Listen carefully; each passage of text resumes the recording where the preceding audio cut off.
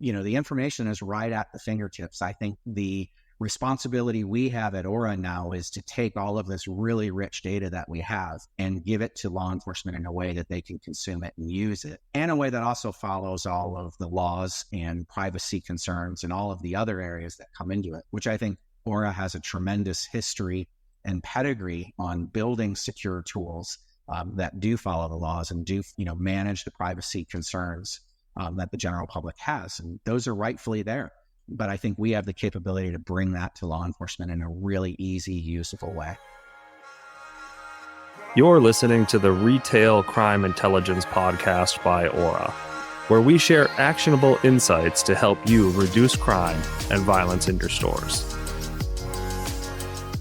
Hey Rob, welcome to the show today. We are so excited to have you here. Just as an introduction for our listeners, today we're talking to Rob Wolf. He is our Senior Director of Public Safety Solutions here at Aura, and we're just honestly going to jump right into the conversation. So I already welcomed you to the show. Welcome.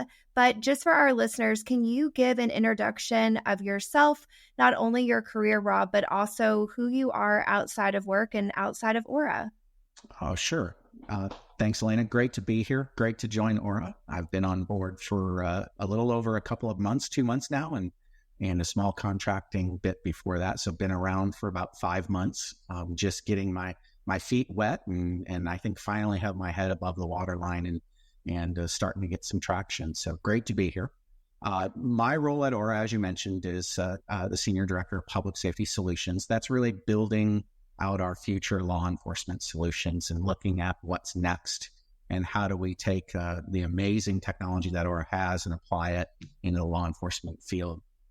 For background on me, I've been working in the public safety space for about 23 years. I started my career right out of high school working for the telephone company, which was then named Southwestern Bell, is now AT&T.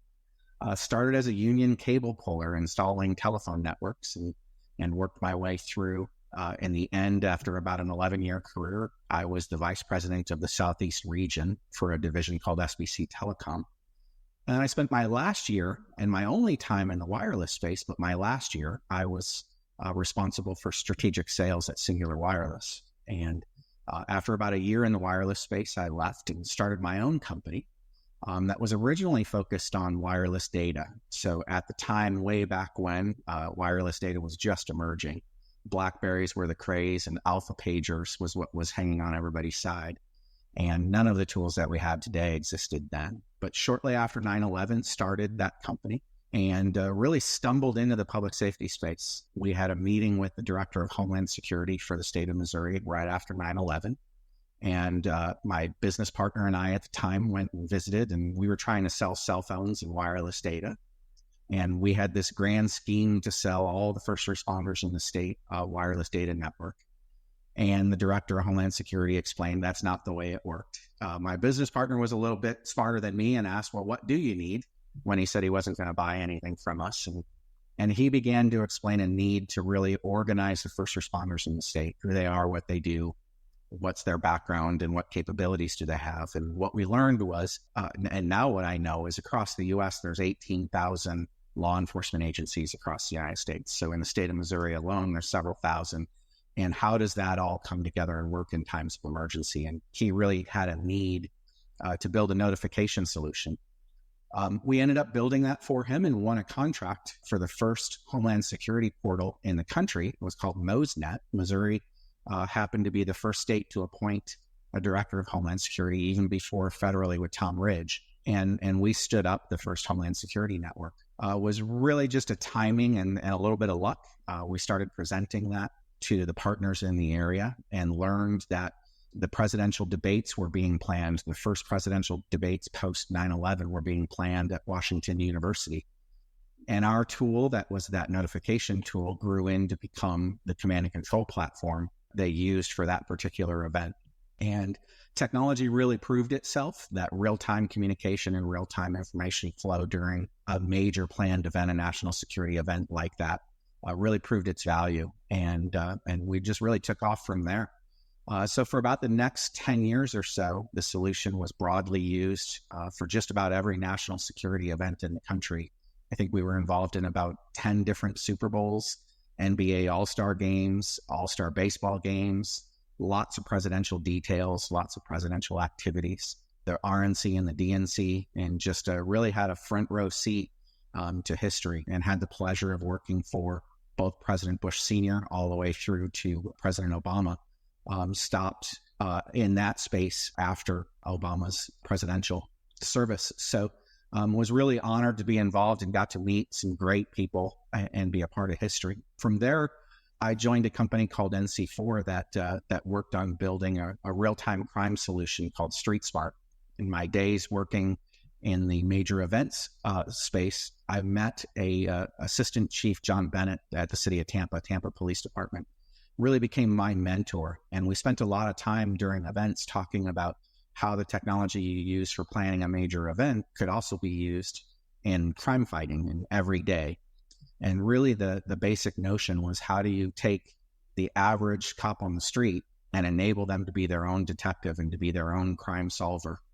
And how do you take all the information an organization has and bring it into their fingertips and make it usable to the officer in the field? And spent about the next 10 years building out those solutions and working on that with Chief Bennett as my mentor, and really learning all about the crime fight. And that really sparked a passion in me to help enable law enforcement across the U.S. to be able to better solve crimes. And that brings us to Auror. So I joined Auror about 4 months ago, as I mentioned, and look to bring all of that experience to how we help law enforcement across the U.S. And it's such an amazing platform that we have in the retail crime space, and how easily that translates into not only combating organized retail crime, but all other crime as well. And some of the technologies that we have, I can't wait to see get applied to other areas in the law enforcement realm. 100%. I know that we've hosted these before, but my background is law enforcement as well, and then the retail space. And I'm with you. We really do have a very unique product when it comes to retail crime intelligence. And it's really exciting to see like what we're going to do in the space of law enforcement. Going back to all the stories that you shared about your career, which is just super crazy. You've had those experiences, but any stories, like cool stories that you potentially could share from that journey of working with, past presidents, or like within, that space, anything that you can share with the listeners that might be cool?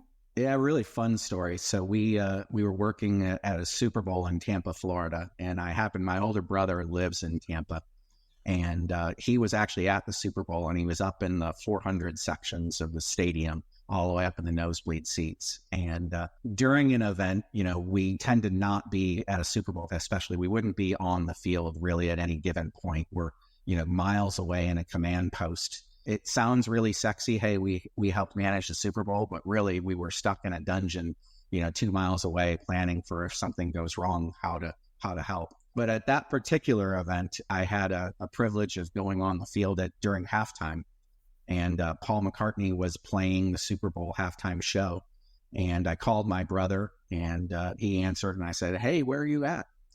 And he said, "I'm up in section 428 in the nosebleed seats." And I said, "Oh, look down at the 50-yard line." And he goes, "Oh, I don't see anything." And I said, "Well, look across the field." And all I heard was my brother, because I was standing on the 50-yard line watching Paul McCartney play his show. So that was really special. Just being able to get that dig on my older brother, and also just being a part of that and seeing that. Obviously working for, the presidents and working among those that surround the president is really, regardless of politics, just being able to work for the office of the president is such an honor. And, I had the privilege of seeing, for example, Air Force One arrive, and seeing Marine One take off, and all of the things that go into protecting the president. It's pretty amazing to watch. And, it's much, much bigger than anyone would want to see or would think. And that's probably good. Most of the protections and the preventative measures that I worked on, the public generally doesn't see. And that's the right way. They should have a great event, not be ensnarled in the security aspects of it. But watching all of those movements and being a part of that was really cool. Real cool. So awesome. Yeah. I don't have any like super cool stories at that level, obviously from law enforcement. I think normally like our war stories are probably not appropriate for podcast, but no, that's super cool. Thank you for sharing. One of the things that you talked about was starting your own business and really being a successful entrepreneur. But for the listeners out there, in your opinion, what do you think it takes to be successful in that space? And, how do you bring that knowledge and your learnings into the tech space or into Aura specifically? Yeah, I think there's a couple of things. First is just a tenacity, don't give up. If you have the right idea and you have the right solutions in place, then I remember, and I can't do it anymore. I remember in my 30s working that 100-hour work week, trying to move things forward and just never giving up. I think that's a big part of the entrepreneurial spirit, is just doing whatever it takes to make it happen. The other thing is really paying attention to your customers and listening to what they want and making sure you're a part of that journey, but also having a balance to that. As Henry Ford said, if I would have went out and asked people, they would have wanted faster horses. So, part of moving, especially in the technology realm, is hearing what customers and prospects want, but then really taking it to that next level. How do you make it bigger and better? How do you make that experience more enjoyable and more beneficial? And not just answering a specific need. But I think really ultimately, it just boils down to not giving up on the dream and making sure you make it happen. That hustle, we definitely have that hustle spirit. And it's really cool to see how things are coming together at Aura because of the tenacity that you shared that we've got. And when we start to talk about where we're shifting to get into the law enforcement space, in your opinion, what do you think really needs to happen within public safety and law enforcement, and how we can bring those needs to the tech side to really be more effective in stopping and preventing crime? Well, I think it's two different sides of the coin. I think on the law enforcement side, it's recognizing that how large and how sophisticated organized retail crime is. We know round numbers, about 10% of the offenders are doing 90% of the crime. If law enforcement can tackle that 10%, man, it has a major impact. And frankly, I was even surprised getting in, seeing the information that we have and looking at cases where you see one individual is involved in 300 incidents across 5 states and, stolen $1 million. I don't think law enforcement really recognizes the scale. Well, that's not the case anymore. These are well-organized crime rings that are stealing millions and millions and millions of dollars that impact every one of us. It's not a victimless crime because we have to pay for it every time we go to a cash register and buy something. So I think that tide is turning. Law enforcement is becoming much more aware of the significance of the problem. The other side is the retailers sharing information with law enforcement and not viewing law enforcement as a barrier, but more as a partner. And, what Aura brings to the table is our ability to create really clean, nice crimes, and package that information up so that law enforcement can then take it and do what they do. And I think, opening up those lines of communications will help everyone. For sure. I think about being in ORC investigations and managing that group. And it really is so important to be able to go to law enforcement and say, listen, we've worked this case, it's wrapped up in a bow.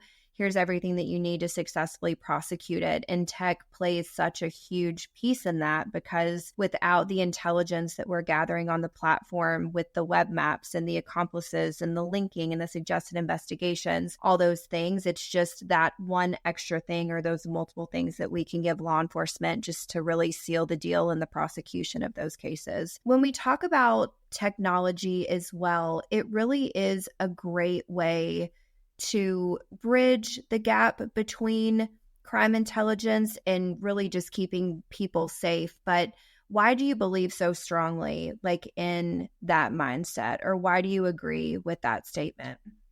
Well, I think it's all about, technology has the ability to sift through all of the data that we have and to present to, from the law enforcement perspective, it can cut through the 10 million records we have and present the 5 most important things. And I think that's really the challenge in law enforcement. If I think about 2-year veteran on the force in a patrol car, working on a 15-inch laptop, answering 911 calls and dispatches, listening to the radio, all of the interactions that they have with the public, how do you cut through all of that noise and say, hey, here's some really important information for you. And here's a nice packaged up, as you mentioned, a packaged up crime. Or, here's someone that we have some information on that has violent tendencies, that maybe has had a weapon, and displayed that weapon before. How do we help protect that officer? But then how do we give them that information so that they can do their job? No cop ever signed up to be a cop to go write more reports. They signed up to help fight crime, and we can give them those packaged crimes. I was in our tool last night getting better at doing a demo and demonstrating things. And frankly, I was shocked. I just ran a simple report. The information is right at the fingertips. I think the responsibility we have at Aura now is to take all of this really rich data that we have and give it to law enforcement in a way that they can consume it and use it, and a way that also follows all of the laws and privacy concerns and all of the other areas that come into it, which I think Aura has a tremendous history and pedigree on building secure tools that do follow the laws and do, manage the privacy concerns that the general public has. And those are rightfully there. But I think we have the capability to bring that to law enforcement in a really easy, usable way. Privacy by design is what we always talk about here, and making sure that we are leading the industry from that standpoint. And one of the things that you brought up that I definitely agree with is the fact that ORC is so prominent. It is a high reward, low risk crime. The other thing is a lot of the money that these criminal enterprises make on ORC actually goes to fund other type of criminal activity like drugs, human trafficking, weapons. Absolutely. All those things. So there really is a need for us to make sure that we can get that information quickly, timely to law enforcement, because it might actually be helping them solve something else. I think it'll also have a halo effect on the communities. When a community tackles ORC, as you say, it is all of that money's flowing in other enterprises. They work them way into that. So, tackling this will have a halo effect on other crimes in the community as well. Drug use will go down, just by taking the criminals off the street. Not only are we going to improve, the safety of the stores and the losses of the stores, which then equates to dollars in every one of our pockets, but also then takes, a criminal off the street that would be doing other crime after they interacted with our stores. That's a really good shout. I know that the listeners don't know, but this is actually like a perfect segue into what I wanted to talk to you about. But we just came back from Aura Impact, which is just this phenomenal company-wide event in New Zealand where all of us get together to talk about what we're working on, what's coming up, kind of where we're going as a company to really be the industry leader and set the example around retail crime intelligence, really reducing harm in stores, keeping people safe. So I know that we talked about a lot, but is there anything that you can share about what you're working on as we get into FY25 over here? And are there any big events or ideas that you're currently exploring with your team that are going to impact the community in a positive way? Boy, there certainly are. We're busy, and we have a very busy schedule for the next year. I don't want to share a lot of details because we're actually our first major law enforcement show event that we'll be at is the IACP Technology Show in North Carolina coming up in May. And that's really going to be our coming out party where we're going to showcase what we're doing in the space. What I will say, though, is that everything that we've talked about so far, bringing all of the Aura's capabilities in the retail crime space, we're going to be working over the next year on bringing all of those to bear in the law enforcement space. And one of the things that I think is going to be the most powerful tool in that is our capabilities to leverage LPR and license plate recognition and be able to locate offenders and then manage, a combination of the retail side and the law enforcement side, bringing that data together, I think will be game changing both for retailers and law enforcement. There's lots of tools out there that can provide basic license plate recognition, for example, within a city limits. There are other vendors that do it in the retail parking lot. Nobody's really bringing that all together in one unique solution where I can see not only where my offenders are coming in from, but I can see where they're going and where they stop, and going to be really, really, really powerful. So look for some more information after IACP. Definitely. One of the things we talk about with LPR is the fact that the vehicle doesn't commit the crime, the offender does. And how can we really link up that rich intel that we have, that strong structured data in for action intelligence out? It really is cool to see what we're working on. So I guess wrapping up, because I've taken up enough of your time, it's super cool just to hear your experience, all the things that you've done within the law enforcement space, and honestly, just how important this topic is about how we can really bridge that gap between law enforcement and retailers and make the intelligence that we have available. Is there anything else that you want to share with us or any parting words for our listeners before I let you go? Yeah, maybe just one thing, and that is that, while I personally had a really rich career and love my career, it's really all about the people and the teams. I've been fortunate to be a part of some fantastic teams that really do most of the work. And that's the case with Auror. We just have such a powerful team. You mentioned Impact. It was an amazing week to be together with all the other Auras and talking about what everyone's doing and seeing the energy. And I just love being a part of this new team and look forward to what we're going to be building over the course of the next year. We always say unstoppable momentum here at Auror and leaving Auror in our wake. And it really is cool to see that we really have a strong mission. We've got that core cultural value of multiple things that's driving us to success. And honestly, we're so fortunate to have you, and we're lucky to have you here on the team. So I just want to thank you for your time today, Rob, and looking forward to hearing about what's coming up after the conference in May. Sounds great. Thank you. Right. Great to be here. Have a good day. All right. Bye. Bye-bye. Thank you for listening to the Retail Crime Intelligence Podcast by Auror. Don't forget to follow and subscribe on your favorite podcast app.